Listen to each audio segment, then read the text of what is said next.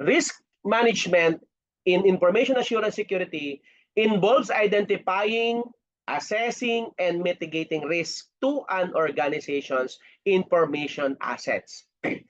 It aims to protect the confidentiality, integrity, and availability of data, implementing a systematic approach to managing potential threats and vulnerabilities. Effective risk management ensures that an organization can prevent, detect, and respond to security incidents while maintaining compliance with the regulatory requirements. Information assurance refers to the measures and processes that ensure the reliable and secure operations of information systems. It encompasses a broad range of activities, including risk management, compliance, incident response, and business continuity planning. Security, a key component of information assurance, focuses specifically in protecting information system from unauthorized access, unauthorized use, unauthorized disclosure, unauthorized disruption, unauthorized modification, or unauthorized destruction. Risk management is central to information assurance and security because it provides a structured framework for identifying and addressing potential risks that could impact an organization's information system. Proactively managing risk, organizations can minimize the likelihood and impact of security incidents, ensuring the continuous and secure operations of their systems. The first step in risk management is identifying potential risks. This involves cataloging all assets, including hardware, ano ba yung mga available software, data, and risk.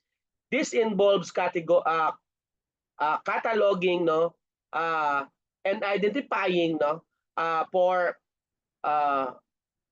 actually, as I mentioned, threats can come from various sources, as what we discussed earlier, including cyber attacks, pwede namang natural disasters, pwedeng human error, and system failures at the same time. So, identifying vulnerabilities involves analyzing the weaknesses in the system and processes that could be exploited by threats.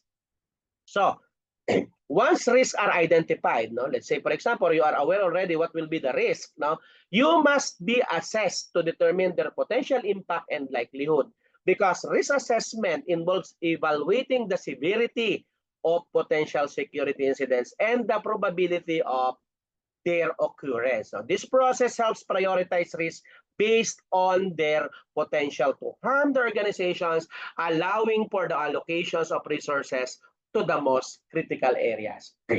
Risk mitigations involve implementing measures to reduce the likelihood and impact of the identified risk. So this can include technical controls, such as firewalls and encryption, administrator controls, like policies and procedures, and physical controls such as secure access to facilities. The goal of risk mitigation is to bring risk to an acceptable level while ensuring that security measures do not hinder business operations. Several frameworks guide the risk management process, including NIST, Risk Management Framework, yung RMF, ISO/IEC 27005, and COVID. These frameworks provide structured methodologies for identifying, assessing, and mitigating risk. Take note, the available framework for risk management is the RMF, yung Risk Management Framework by NIST. You could able to use ISO/IEC 27005 and COVID. COVID.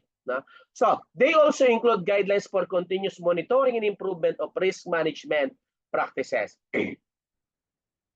Of course, compliance with regulatory requirements is critical aspect of risk management. Regulations such as Cybersecurity or Cybercrime Act of 2012, Data Privacy Act of 2012, GDPR, HIPAA, and PCI-DSS mandate specific security measures to protect sensitive data.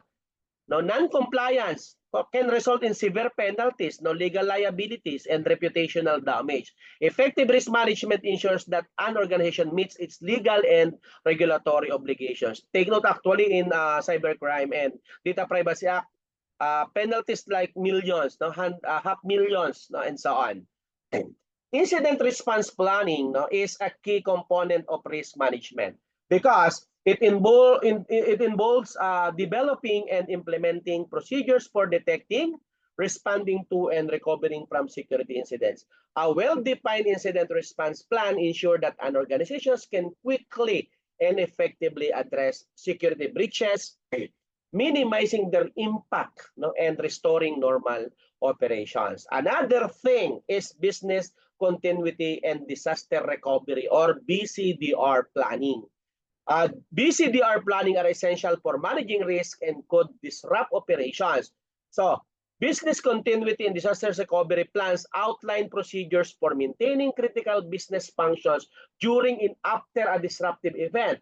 This includes backup and recovery processes, alternative communication methods, and strategies for ensuring the availability of the key resources. We need to accept the fact that technology plays a vital role in risk management. No? Tools such as intrusion detection system, security information and event management solutions, and vulnerability scanners help identify and mitigate risk. No?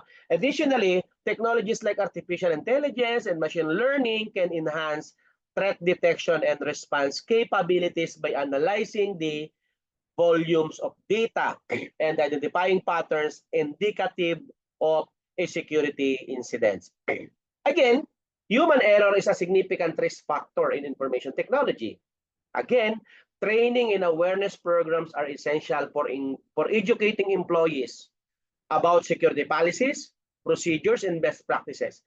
Another is regular training helps foster a security conscious culture and ensure that employees are aware of the potential risk and how to mitigate them. Risk management is an ongoing process that requires continuous monitoring and development, as I mentioned earlier. Regular security assessment, audits, and vulnerability scans help identify new risks and ensure that existing controls are effective. Continuous monitoring enables organizations to adapt to evolving threats and make necessary adjustment to their security posture. Leadership plays a critical role in the success of risk management efforts. Senior management must be committed to supporting and prioritizing information security initiatives. This includes allocating necessary resources, no, establishing clear policies and procedures, and fostering a culture of security throughout the organization. Leadership involvement ensure that risk management is integrated into the organization's strategic objectives. So, effective risk management is essential for protecting an organization's information asset and ensuring the secure and reliable operation of each operation system. Systematically identifying, assessing, and mitigating risk, your organization can minimize the likelihood and impact of security incidents. A comprehensive approach to risk management supported by technology, training, continuous monitoring, and strong leadership ensures that your company can navigate the complex and evolving threat landscape while maintaining compliance with regulatory requirements and achieving your business objectives.